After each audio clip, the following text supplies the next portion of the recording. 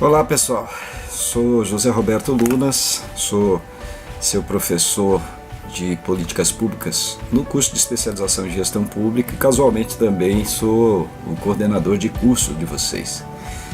Estou usando esse canal, esse mecanismo aqui que é a videoaula, para passar mais algumas informações que o tempo de uma aula presencial não permite. Nós vamos tratar nessa videoaula da questão do processo decisório, que é algo importante e complementar lá ao livro-texto da professora Maria Graça Rua.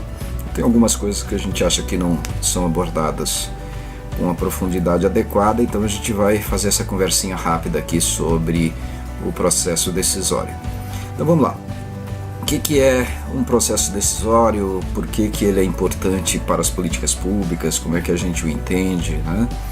Então, assim, em políticas públicas a gente tem sempre que ter em mente, o analista de políticas públicas tem que ter em mente que as políticas públicas normalmente são decorrentes de demandas, né?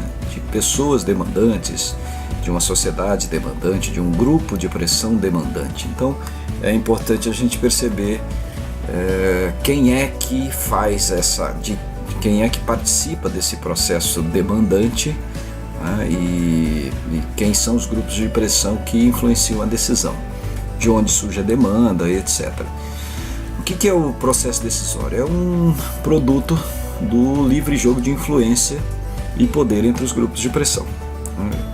Esses grupos de pressão são organizados, né, defendem interesses, né, quase sempre individuais, declarados publicamente. E quanto maior o alcance da pressão sobre os decisores, maior é a probabilidade de que essa decisão seja tomada em favor desse grupo de pressão. Então é importante entender quem são esses grupos de pressão, quais são as suas influências sobre a decisão, sobre o processo decisório.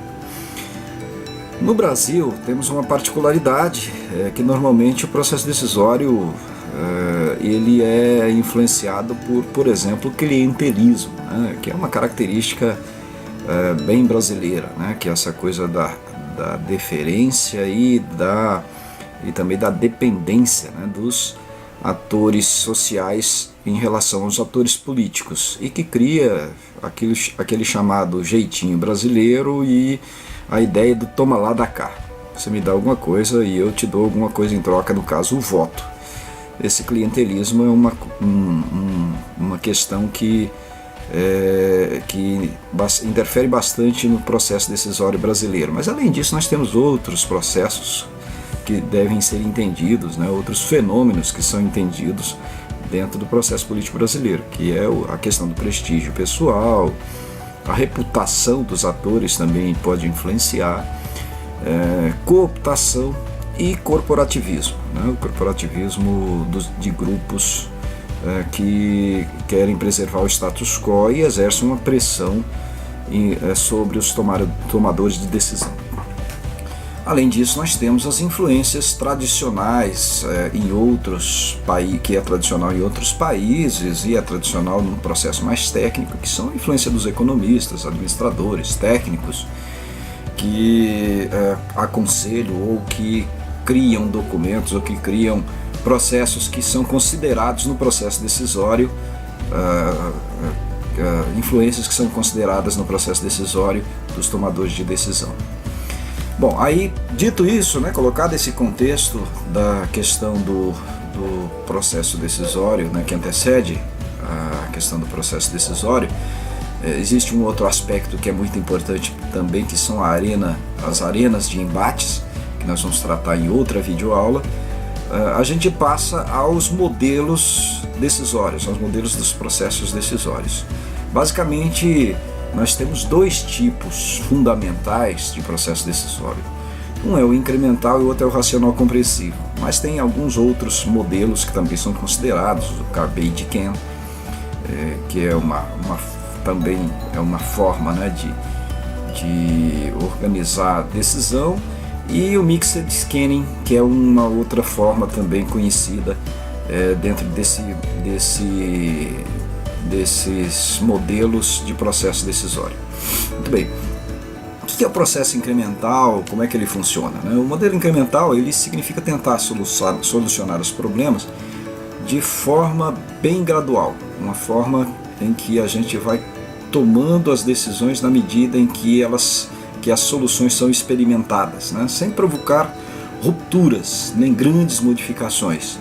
Essas tentativas de solucionar as demandas da sociedade, elas vão sendo incrementadas,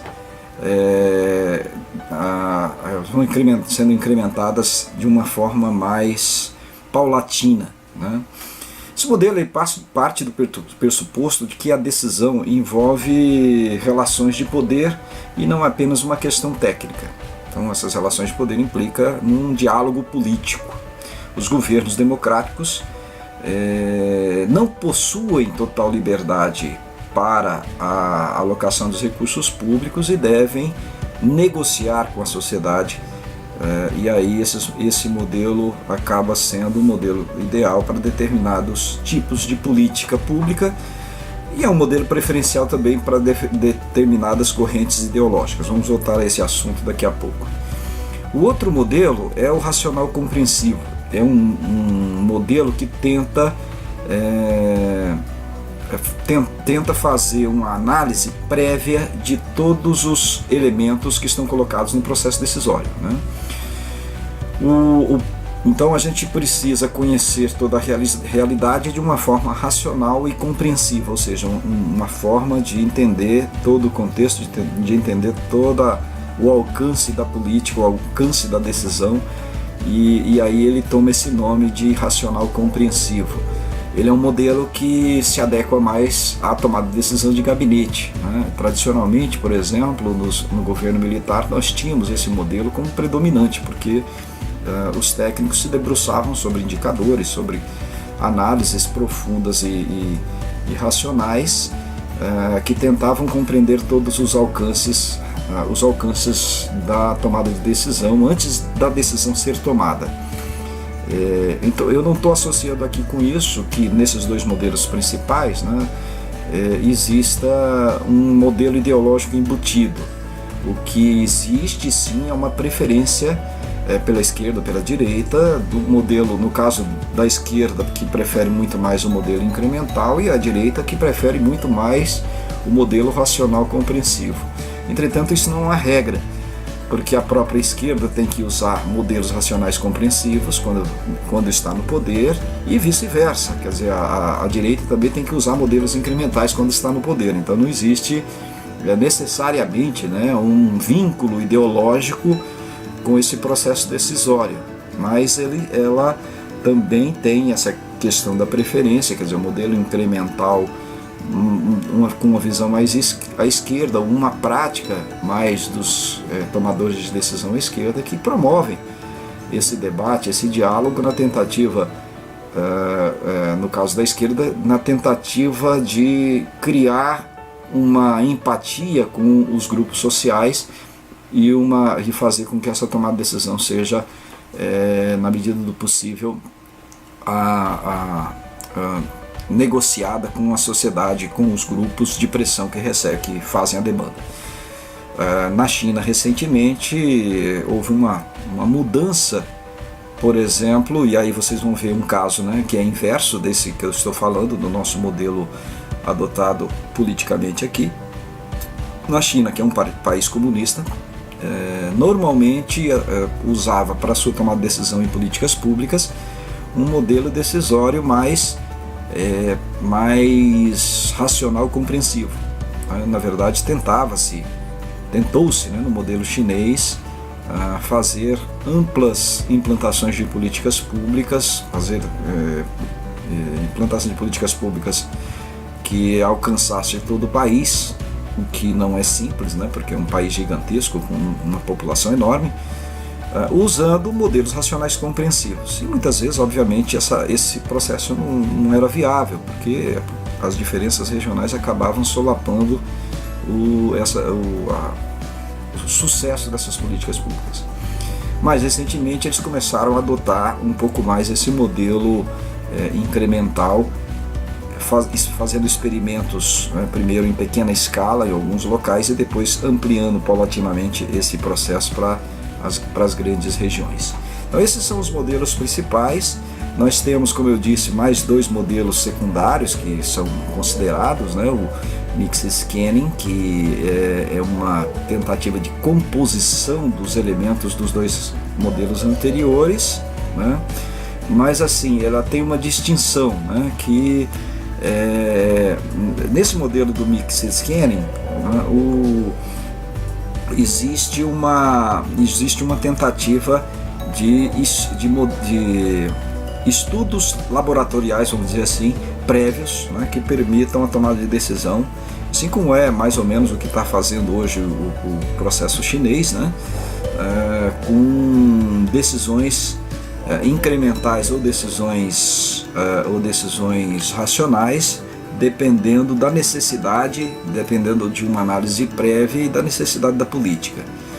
É um modelo bastante interessante, né, o Mixed Scanning, que é a mescla dos dois, ou que é aquele que mais ou menos se adequa a cada situação, porque na realidade, como eu estava dizendo, não existe um vínculo necessariamente um vínculo esquerda ou direita ideológico com relação ao processo decisório. O que existe é o seguinte: existem políticas que exigem um modelo incremental e outras políticas que exigem um modelo racional compreensivo.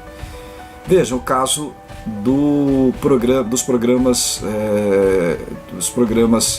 de Bolsa Família, por exemplo. O Bolsa Família é um programa que necessariamente ele deve ser incremental, né? Porque por causa das diferenças regionais, por causa das diferentes características dos grupos que estão recebendo, né? Aí tem diferenças demográficas que tem que ser consideradas de região para região.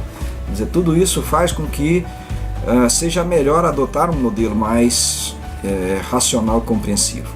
Por outro lado, políticas públicas mais duras, que exigem mais conhecimento, vou dar um exemplo da política energética nacional, que tem impactos de longo prazo, ou as políticas de desenvolvimento tecnológico. Essas são políticas que devem ser racionais, compreensivas, quer dizer, a gente tem que ter estudos prévios mais complexos, mais amplos, modelagens que permitam projetar cenários de modo que essas políticas sejam tomadas o mais racionalmente possível, racional compreensivamente, né?